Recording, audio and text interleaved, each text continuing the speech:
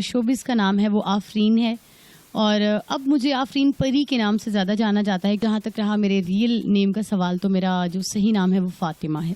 मुझे स्टार्ट में कोई 3 से 4 साल तक सिर्फ जो है ना धमाल ही करनी पड़ी और गाना मुझे नहीं मिलता था। अगर 2 स्टार्स होती थी तो 2 गाने 1 स्टार कर लेती थी और 2 गाने 1 स्टार कर लेती थी और पीछे एक अगर बचता था गाना तो उसमें सिर्फ मेरे लिए धमाल होती थी। और मैं कई दफ़ा इतनी फ्रेडअप हुई कि अगर उनमें से कोई एक बंदा धमाल और एक गाना भी कर ले तो कोई ऐसी बात नहीं, नए आने वाले को मौका देना चाहिए। मैंने बहुत सारे लोगों के साथ काम किया है, मैडम नरगिस के साथ भी किया है, दीदार जी के साथ भी किया है, खुशबू जी के साथ भी किया है, साइमा जी के साथ भी किया है, निदा चौधरी साहिबा के साथ भी किया है और जब मैं उस वक्त स्टार्ट में आई थी मेघा जी के साथ भी किया है। तो ये सब लोग ही मेरे सीनियर थे और ये लोग, इन सब लोगों को 2-2 गाने मिलते थे और हमें एक मिलता था।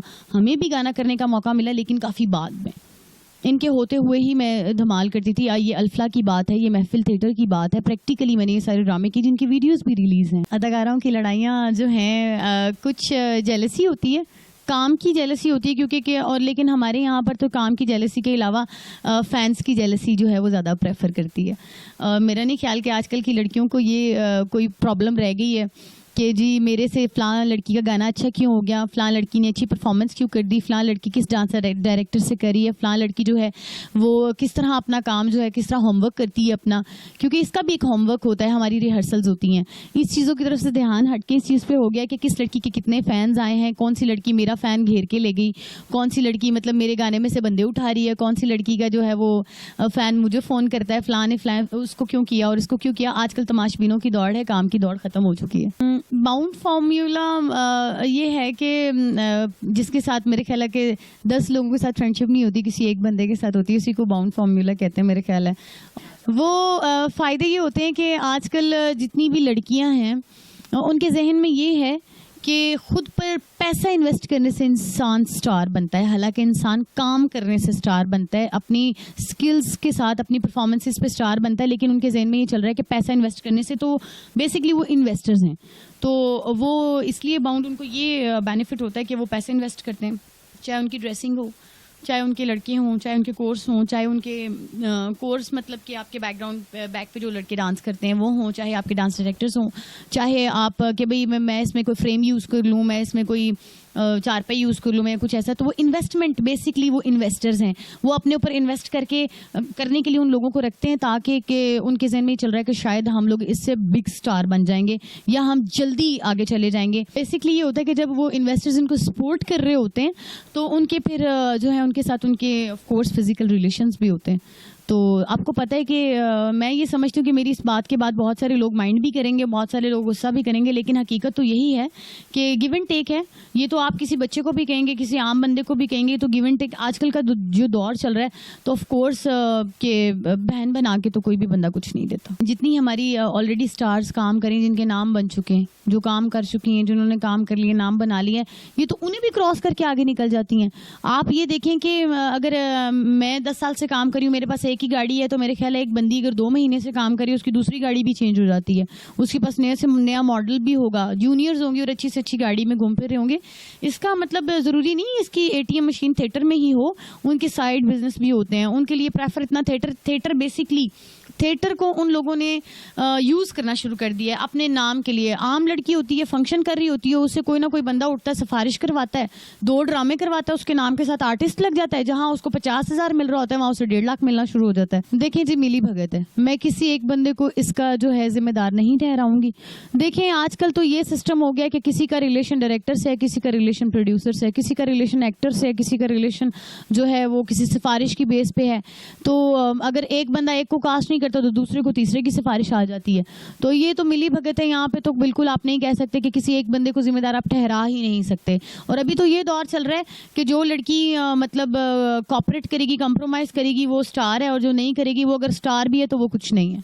आपको बताऊं कि आप इतना इरिटेट किया जाता है कि जूनियर लड़की है एंट्री आपकी, सीनियर की एंट्री बाद में हो रही है। जूनियर लड़की है उसको ये कह के कि जी आजकल तो इस तरह से भी ब्लैकमेल किया जाता है, उसको ये कह के कि जी आप रोल कर रही हैं, आप रोल कर रही हैं। तो रोल शोल क्या होना होता है, बेसिकली उसकी एंट्री पहले करवानी होती है, जूनियर लड़की की एंट्री बाद में। यहाँ पे जूनियर सीनियर का भी मैटर होता है, एंट्रीज का भी मैटर होता है, जो कि थिएटर से नॉलेज रखने वाले लोग मेरे ख्याल मेरी बात समझ रहे होंगे। तो यहाँ पर तो जूनियर सीनियर का भी अब कोई सिस्टम नहीं रहा।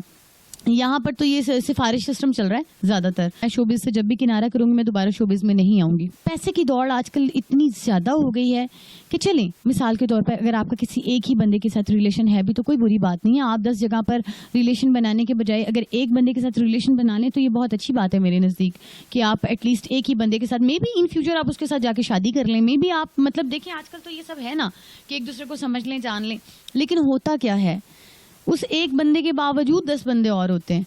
तो जब आप किसी को चीट करते हैं, आप देख लें जितनी भी लड़कियां मर्डर हुई हैं, जितने भी ये मर्डर्स हुए हैं, इसके बैकग्राउंड में आपको लड़की ही गलत मिलेगी। आपको उसका बैकग्राउंड जब आप चेक करेंगे आपको पता चलेगा उसका इधर भी रिलेशन था। फॉर एग्जांपल एक बात बताने लगी हूँ कि अगर चाहे मैं मेरा ही कह लें कि अगर मैं पब्लिक को आदत डाल देती हूँ एक चीज़ की, वल्गैरिटी की आदत डाल देती हूँ, तो जब मैं उसको मतलब क्लीन डांस करूँगी तो शायद वो एक्सेप्ट ही ना करे। अब हम पब्लिक को इस चीज़ की आदत डालें तो जो बंदा साफ सुथरा काम करने वाला भी है, जब उसकी नेक्स्ट टर्न आती है ना तो उसको रिस्पॉन्स नहीं मिलता। हमारे यही प्रोड्यूसर्स, हमारे यही डायरेक्टर्स, हमारे यही को एक्टर्स, हमारे मतलब कि जो जितना अमला होता है, हमारे जितने ये सब लो जी लो वो तो फ़लाँ लड़की इसको बीट कर गई है, फ़लाँ लड़की से क्रॉस कर गई है, फ़लाँ की कंपैटिबिलिटी में ही नहीं आती, तो वो बातें शुरू हो जाती हैं। तो आजकल अपनी इज्जत कायम रखने के लिए भी ना चाहते हुए भी नेगेटिविटी में जाना पड़ता है। फिल्म इंडस्ट्री में मुझे एक चीज़ का पता नहीं, क्रिएटिव पर्सन्स जो है उनको मौका नहीं मिलता, और जो लोग काम कर रहे हैं अगर वो करते हैं, डायरेक्टर्स हमारे अगर काम करना चाहते हैं तो इन्वेस्टर नहीं है, और अगर इन्वेस्टर है तो वो इतने डरे हुए हैं कि फिल्म इंडस्ट्री जो अभी से पहले बर्बाद हो चुकी है, वो इतने डरे हुए हैं कि उनको लगता है कि शायद इसका फीडबैक नहीं आएगा। आप देख लें कराची में कितनी अच्छी फिल्म्स बन रही हैं, उसका जो बजट भी बहुत अच्छा है, प्रोजेक्ट्स भी बहुत अच्छे हैं, स्क्रिप्ट्स अच्छे हैं, तो पब्लिक उसका फीडबैक दे रही है। लेकिन हमारी जो अपनी यहाँ की इंडस्ट्री, पंजाबी इंडस्ट्री कह लेंगे, लेकिन ये लिमिटेड उस हसार से बाहर नहीं निकलते। इनकी सोचें वहाँ तक महदूद हैं। इनकी सोच अब ये हो गई हुई है कि जी इतना इन्वेस्ट किया है, अगर 40 लाख की फिल्म बनी है तो जी हिसाब लगा लें कि जी गुजरांवाले से कितने आ जाएंगे, फैसलाबाद से कितने आ जाएंगे, साहिवाल से कितने आ जाएंगे, और लाहौर से कितने आ जाएंगे, तो एटलीस्ट 40 लाख तो पूरा करें। उसके ऊपर अगर 10-12 लाख रुपए बच गया तो वो उसको ही अपना जो उसके मरहूने मिन्नत रह गए। और अल्हम्दुलिल्लाह माशाल्लाह मेरी 23-24 फिल्में हैं पश्तो जो मैंने अभी तक की हैं, और उर्दू फिल्म भी मैंने की है जान हथेली पर। वो अभी 80% कंप्लीट है लेकिन अभी रिलीज़ नहीं हुई। हसन अस्करी साहब उसके डायरेक्टर हैं। बेसिकली मैंने स्टार्ट जो था वो उर्दू फिल्म से ही किया था, वो अभी तक कंप्लीट नहीं हो सकी क्योंकि वो अलील हैं थोड़े से, तो उनके लिए मैं दुआगो भी हूँ कि अल्लाह ताला उनको सेहत दे, तो इंशाल्लाह वो हम जल्दी कंप्लीट करेंगे।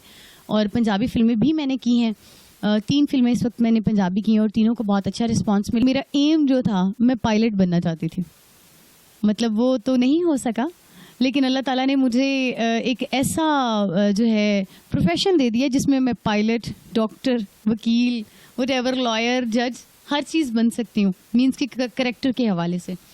तो फ़िलहाल जो मेरा एम है, आपको पता है कि कुछ झूठ नहीं होगा इसमें कि हर बंदे को टॉप पर जाने की ख्वाहिश होती है। तो मैं ये समझती हूँ कि अल्लाह ताला ने मुझे जितनी भी इज़्ज़त दी है, जितना भी नाम दिया, उसका बेहद शुक्रिया। अपने फैंस और फॉलोअर्स को मैं ये कहना चाहूँगी कि मैंने जो इंटरव्यू दिया है ये एक सच पे मुनहसिर है। और एक और चीज़ कहना चाहूँगी कि मेरी जितनी भी साथी अदाकाराएँ हैं, साथी अदाकार हैं, डायरेक्टर हैं, प्रोड्यूसर्स हैं, मैंने डायरेक्टली किसी को हिट नहीं किया और ना मैं करना चाहती हूँ। जो मेरी सीनियर्स हैं वो मेरे लिए काबिल एहतराम हैं, और जो मेरी जूनियर्स हैं उनके साथ मैं बेहद मोहब्बत करती हूँ, और उम्मीद करती हूँ कि जैसे हम अपनी सीनियर्स के साथ रिस्पेक्ट के साथ पेश आते हैं, इसी तरह वो हमारे साथ प्यार और मोहब्बत से पेश आया करें और हमसे उसी चीज़ की उम्मीद किया करें। बज़ाहिर कभी कभी ऐसा होता है कि इंसान देखने में जैसा लगता है वैसा होता नहीं, तो इंसान जब एक दूसरे से मिलता है तो मिलने के बाद ही पता चलता है, और मिलने जुलने से मोहब्बत भी बढ़ती है और प्यार भी बढ़ता है और सुलूक भी बढ़ता है।